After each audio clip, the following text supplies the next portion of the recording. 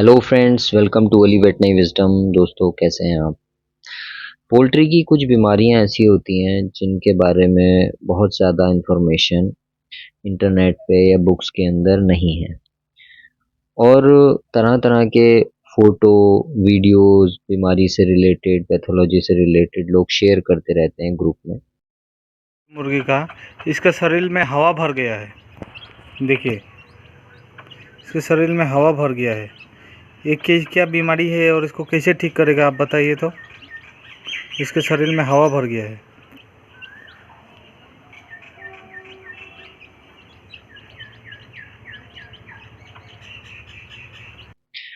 और इसी तरीके से हमारा जो पोल्ट्री मेडिसिन का ग्रुप है उसमें भी कई अ, मतलब अक्सर फोटो आते रहते हैं और एक केस आता है अक्सर, जिसके अंदर जो मुर्गी होती है, जो बर्ड होती है, पोल्ट्री बर्ड, उसकी खाल में हवा जैसी भर जाती है। ऐसा लगता है कि खाल के अंदर कोई ट्यूमर हो गया है, कोई इन्फेक्शन हो गया है और खाल बहुत ज़्यादा फूली हुई नज़र आती है। एक तो कैंडिडियासिस की बीमारी होती है जिसके ऊपर मैंने वीडियो पहले बनाया है। उसमें जो उसका पोटा होता है, क्रॉप होती है, वो बहुत ज़्यादा लटक जाती है और एक अलग सा बैग नज़र आता है पोल्ट्री के अंदर। लेकिन एक और कंडीशन नज़र आती है जिसके अंदर खाल के अंदर हवा भर जाती है, जैसा कि आपको स्क्रीन पर दिख रहा है। तो ये क्या बीमारी होती है और कैसे होती है, इसके बारे में इस छोटे से वीडियो में मैं आपको बताने की कोशिश करूंगा। दोस्तों, अली वेटनरी विजडम द्वारा फॉर्मुलेट किए गए प्रीमिक्स से उच्चतम क्वालिटी का प्रीमियम पोल्ट्री फीड आप अपने ही फार्म पर ही बना सकते हैं। यदि आप अपना फीड बनाते हैं और संतुष्ट नहीं हैं, या अभी कंपनी का फीड लेते हैं लेकिन अपना बनाना चाहते हैं और संकोच में हैं कि कैसे बनाएं, तो हमसे संपर्क करें। अधिक जानकारी के लिए स्क्रीन पर दिए गए नंबर पर व्हाट्सएप करें।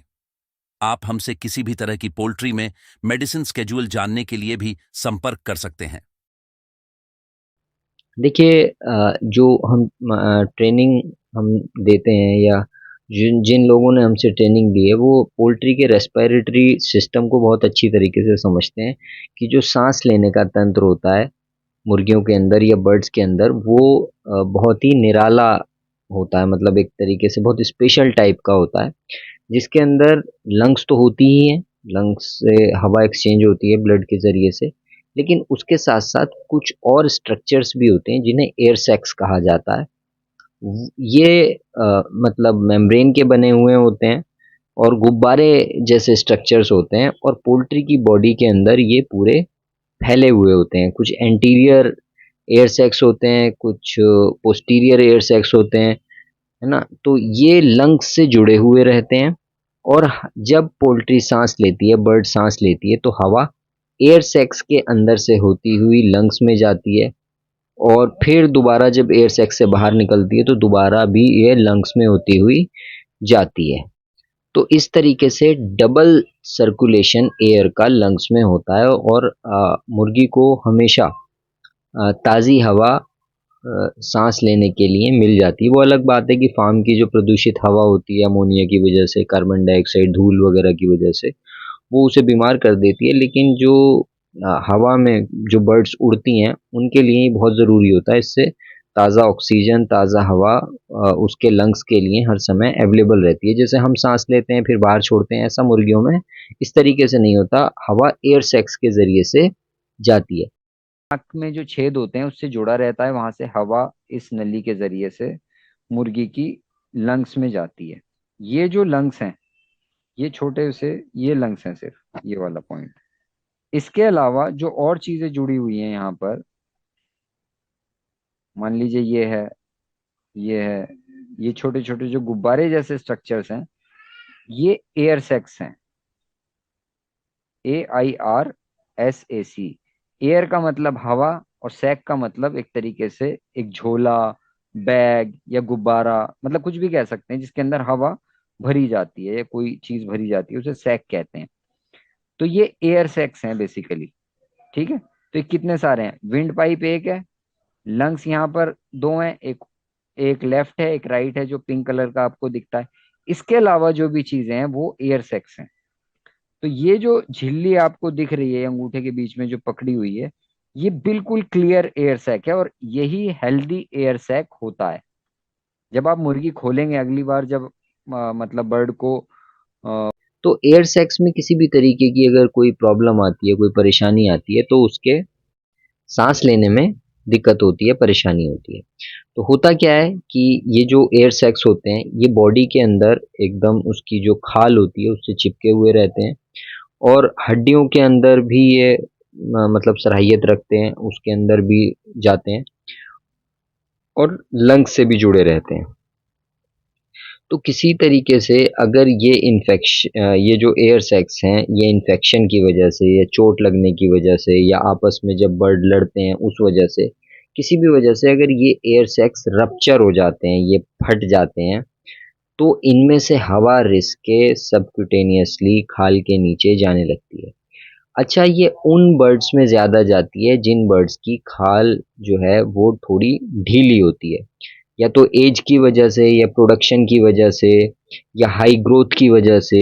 अक्सर खाल और जो मतलब स्किन होती है और अंडरलाइंग जो टिश्यूज होते हैं, मसल्स हैं, बोन्स हैं, उनके बीच का कनेक्शन ढीला पड़ जाता है। तो यहाँ पर दो फैक्टर काम करते हैं। तो यहाँ पर दो फैक्टर्स काम करते हैं। एक तो स्किन और जो अंडरलाइंग टिश्यू है, मसल्स हैं, उसके बीच का जो एक कांटेक्ट होता है, एसोसिएशन होता है, वो थोड़ा-सा ढीला पड़ जाता है। वो इन्फेक्शन की वजह से अक्सर होता है, या फिर हाई ग्रोथ की वजह से या किसी और प्रॉब्लम की वजह से वो ढीला हो सकता है, हो जाता है। और दूसरा एयर सैक्स का रप्चर होना। तो अगर एयर सैक्स रप्चर होते हैं, तो वो जो हवा होती है वो एक तरीके से सांस के ज़रिए से बाहर ना निकल के वो खाल के नीचे जाने लगती है, रिसने लगती है, लीक होने लगती है। और खाल के नीचे जब वो लीक होती है तो खाल के मतलब जैसे आप टायर में हवा भरते हैं ना, तो उसके अंदर एक वॉल्व लगी रहती है। तो जाती तो है हवा अंदर, लेकिन उस रास्ते से बाहर नहीं आती है। जैसे ट्यूब होती है टायर की, साइकिल वगैरह की आपने अक्सर देखी होगी, तो उसमें हवा जाती तो है अंदर लेकिन बाहर नहीं आती, तो एक वॉल्व की तरह काम करता है। तो जो रप्चर एयर सैक्स होते हैं, जब उसे खाल के अंदर हवा जाने की जगह मिल जाती है, तो वहां पर जाकर वो जमा होने लगती है, लेकिन वापस उस रास्ते से वो नहीं आती है, क्योंकि ना तो उधर से कोई प्रेशर लगता है, और ना ही वो जो रास्ता जिससे गई थी वो पीछे की तरफ खुलता है। वो जो इंजरी है या जिस वजह से भी वहां पर एयर जाती है। तो ये देख के बड़ा अजीब सा लगता है बर्ड को कि ये इसमें क्या हो गया है। हालांकि ये बहुत ज़्यादा कोई खतरे की बात नहीं होती है, और ना ही ये कोई ऐसी बीमारी है जो सब मुर्गियों में फैल जाएगी, सब बर्ड्स में फैल जाएगी और ये बहुत ज़्यादा नुकसान कर देगी। ये जितना भी बड़ा फ्लॉक होगा आपका, आपको एक या दो केसेस इसके देखने को मिलेंगे। हाँ, एक कंडीशन होती है ब्रॉयलर्स में, जिसे सबक्यूटेनियस एम्फाइसीमा कहते हैं। एम्फीसीमा का मतलब है किसी भी जब स्ट्रक्चर में हवा भर जाती है, खासकर खाल के नीचे, तो उसे एम्फीसीमा कहा जाता है पैथोलॉजी की लैंग्वेज में, पैथोलॉजी की लैंग्वेज में। लेकिन आप सिंपली ये समझ सकते हैं कि खाल के नीचे हवा भर गई है, तो उस कंडीशन को हम दो तरीकों से देखते हैं, या तो इन्फेक्शन हो गया है या फिर उसका एयर सैक रप्चर हो गया, ये दोनों बातें हुई हैं। दोनों बातें होना मतलब ज़्यादा प्रोबेबल होता है कि खाल के अंदर हमें उसका मतलब एयर सैक का जो हवा उससे रिस कर आई है, लीक होकर आई है, वो हमें खाल के नीचे जमा हुई दिखे। तो आपको समझने वाली बात क्या है यहाँ पर, जो मैं इसे कंक्लूड करूँ यहाँ पर, वो ये है कि एयर सैक के रप्चर होना ज़रूरी है खाल के नीचे हवा भरने के लिए। मतलब दोस्तों, ये वीडियो जो आप देख रहे हैं, ये अली वेटरनरी विजडम द्वारा पोल्ट्री फार्मिंग की जानकारी के लिए बनाए गए पोल्ट्री फार्मिंग ट्रेनिंग कोर्स का पार्ट है। ये कोर्स हमारी mobile application Ally Veterinary Wisdom training app पर उपलब्ध है। इसके 3 भाग हैं: desi poultry farming course, broiler farming course और लेयर फार्मिंग कोर्स। इनमें से आप जिस फील्ड में भी काम कर रहे हैं, उस कोर्स में ज्वाइन कर सकते हैं। इन सभी ट्रेनिंग कोर्स में हमने विस्तार से उन सभी पहलुओं को बताने की कोशिश की है जो एक सक्सेसफुल फार्मिंग के लिए आवश्यक है। इनमें वीडियो लेक्चर के साथ साथ आपको रीडिंग मटेरियल भी मिलेगा। ऐप के चैट बॉक्स में आप अपने डाउट भी क्लियर कर सकते हैं। इस कोर्स की वैलिडिटी लाइफ टाइम है। आज ही ज्वाइन कीजिए और लाभ उठाइए। ऐप डाउनलोड करके आप कोर्स डेमो देख सकते हैं। जैसी स्क्रीन पर दिख रही है, अगर ऐसी कंडीशन है तो ये एयर सैक के रप्चर होने से ही होती है। थोड़ी बहुत अगर हवा भर रही है और दबाने से कुछ मतलब महसूस होता है, जैसे कड़कड़ाने की आवाज़ आती है, तो वो इन्फेक्शन की वजह से होता है। और वो इन्फेक्शन अक्सर क्लोस्ट्रीडियम, जो क्लोस्ट्रीडियम के इन्फेक्शंस होते हैं, गैंग्रीनस डर्मेटाइटिस भी होती है अक्सर उससे। तो वो गैस प्रोड्यूसिंग ऑर्गेनिजम्स होते हैं, वो खाल के नीचे चले जाते हैं, खासकर गर्मियों के मौसम में, तो वो इस टाइप की कंडीशन प्रोड्यूस करते हैं। तो इसका कोई ज़्यादा इसमें घबराने की ज़रूरत नहीं होती है। एक एंटी इन्फेक्टिव आप चला सकते हैं, एल्कायू इसमें यूज़ कर सकते हैं, सेप्टिमा यूज़ कर सकते हैं, और साथ-साथ वो इन्फेक्शन को ख़त्म करता है। और इसका मतलब उस बर्ड को रेस्ट में रखें। ज़्यादातर जैसे बैकयार्ड में पोल्ट्री पालते हैं, कलर बर्ड पालते हैं, उसकी एज मतलब वो काफ़ी टाइम तक के लिए रखते हैं, तो उन्हें थोड़ा रेस्ट में रखें, अलग से रखें, ताकि वो ज़्यादा उछल कूद ना करें। एयर सैक्स आसानी से हीलिंग हो जाती है उसमें। और ये जो हवा होती है, इसे हाइपोडर्मिक निडल से आप आसानी से निकाल सकते हैं प्रिक करके। तो खाल के ऊपर थोड़ा-सा प्रिक करें और हवा उसमें से दबा-दबा के धीरे-धीरे बाहर निकालें। इस बात का ख़्याल रखें कि बर्ड को ज़्यादा मतलब स्ट्रेस में ना जाए। हालाँकि इसमें कोई पेन नहीं होता है बर्ड को, लेकिन फिर भी जब उससे आप प्रिक करेंगे, उसकी खाल में चुभेगा, तो थोड़ा बहुत तो पेन होता ही है। तो इस तरीके से उसे निकाल सकते हैं हवा को, और अपने बर्ड को आप ठीक कर सकते हैं। कोई ऐसी ख़ास बीमारी या घबराने वाली बात इसमें नहीं होती है। Thank you for watching this video, और फिर किसी टॉपिक के साथ आपसे अगली वीडियो में हम मिलेंगे। Thank you.